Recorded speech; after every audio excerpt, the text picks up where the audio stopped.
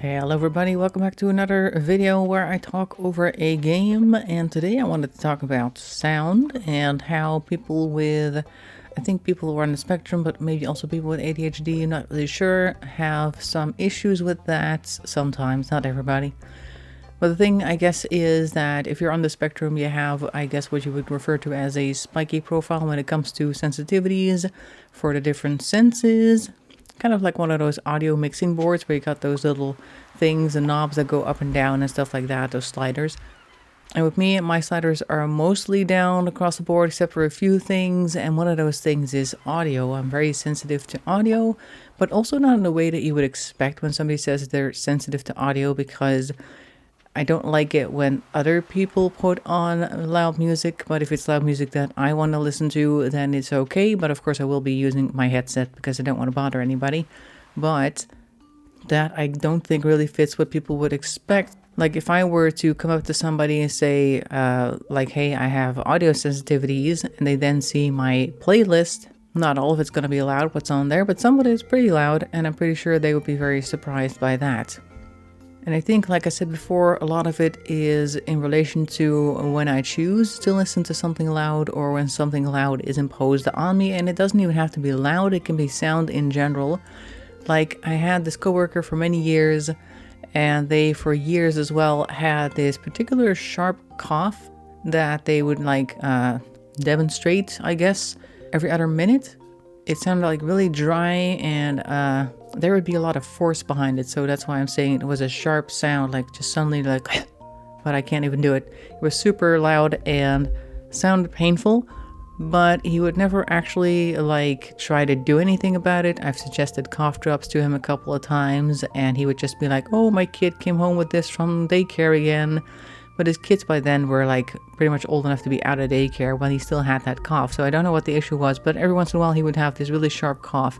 And I already had some reasons why I didn't like him. So the cough also didn't help because it really drew me out of what I would be doing at that time. And every time I heard it during a day, it would just annoy me more and more until a part of my attention, my energy that goes into attention would just be focused on monitoring for a cough. I didn't really want to be listening for it, but I was just kind of expecting, like you sometimes expect a thunderclap to happen, like that type of tension, oh, it's gonna happen any moment now. That would go on during the day. Not very helpful, but it did happen, and it drew a lot of my attention and my energy as well.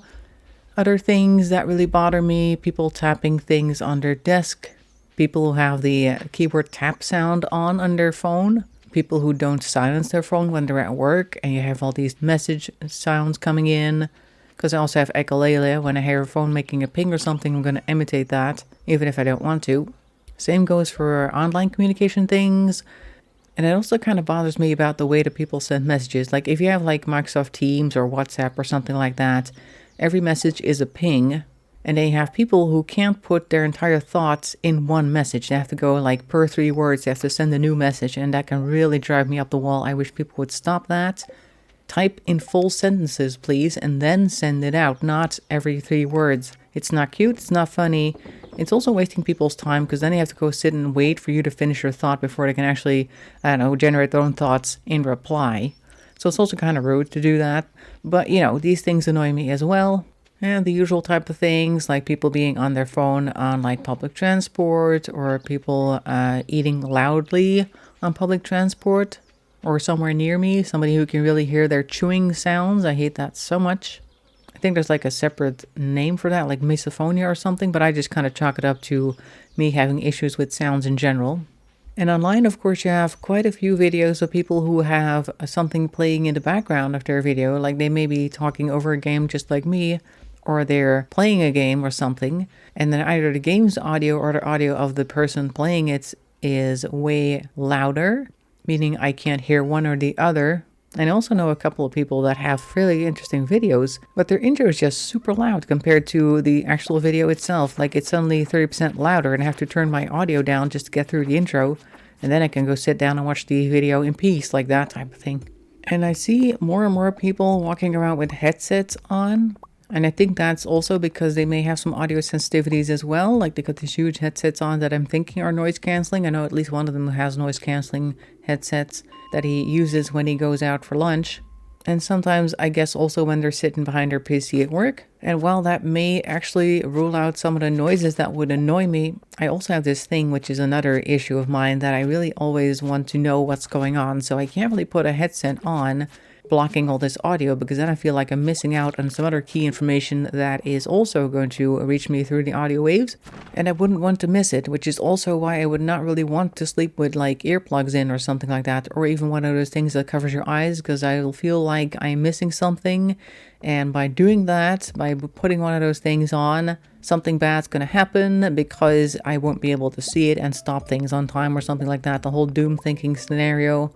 The only time that I slept with earplugs in was actually fairly recent, because I had like this infection going in, well, it's not really an infection. It was a small infection that caused my jaw to get irritated. I had like a small infection in one of the front teeth on the upper row. That one has a little cut in the side because it was once patched, but there's a tiny little crack there. If I'm flossing there and I pull the floss down a little bit too far, that it slips into that little crack, sometimes a little bit of what I'm trying to remove gets deposited in there, and then that starts to irritate the nerve that's connected to the tooth and stuff like that. I should probably have it checked out, but I also really hate going to the dentist, so I'm kind of putting that off. Anyway, so that happened the other day. And while I was able to flush it out with like this water pick that I have, instead of a regular flosser, I have a water flosser instead of the wire one that I used initially. So I managed to flush it out, literally. But the damage had already been done, because when I notice something's there, when I'm not brushing my teeth or something, I'm constantly trying to push saliva through there, trying to dislodge it myself. But that puts pressure on the teeth, and also the jaw, of course, gets clenched while I'm doing that. So while I was able to remove that bit of whatever it was that was giving the nerve the irritation, the jaw itself, the entire right side of my jaw, upper and lower, was now super painful, making it so that I couldn't really sleep other than laying like straight on my back, looking straight up at the ceiling, because if I turned left or right, the jaw would kind of move due to gravity pulling on it either way, and then it would start to get really sore, and I couldn't sleep with that pain, like that throbbing pain in my jaw. I don't know if you've ever had like a toothache or something, but it's something that you cannot ignore. So I would take a bunch of pain meds during the day, and then also I want to take a pain med during the night, and then I also took, like during the nights, I would take melatonin to try and fall asleep. But here comes the sound sensitivity again. My dog had still has a wound under her chin, and she's not supposed to scratch it. So I'm like super sensitive to the sound of her scratching, even though she has one of those protective collars on right now. The sound of her scratching like pulls me out of whatever I'm doing. I'm like, oh my God, what's going on, like that. So if she starts doing that at night, I hear it as well if I'm still awake. The thing with the melatonin that I was taking is that it builds up sleepiness up till a certain point.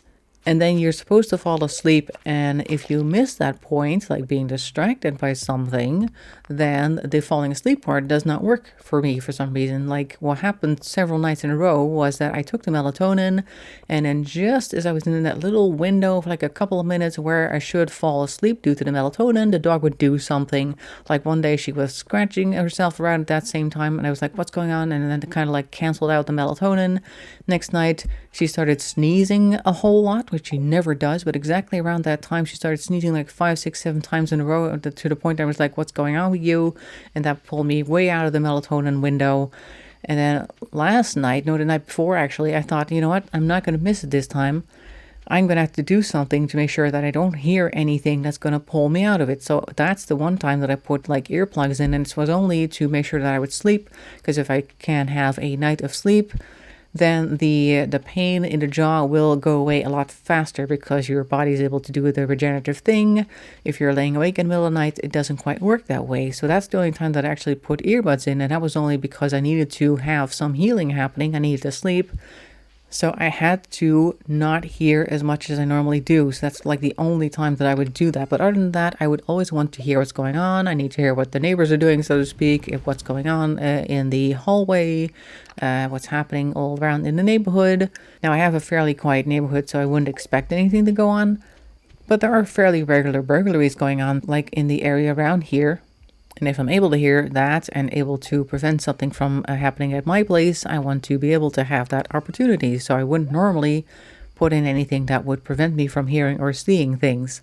despite the fact that I'm also fairly sound sensitive, and some of the sounds really annoy the crap out of me. Like sometimes somebody will start their laundry at 10 in the evening, and that'll go until just about 11:30 or something. And the way our water pipelines are set up is every time that the washer takes water and then stops taking water, there's this loud bang that goes through the pipes, and it's super annoying, particularly when they're doing like a flush cycle or whatever it is. Then it like does that every couple minutes.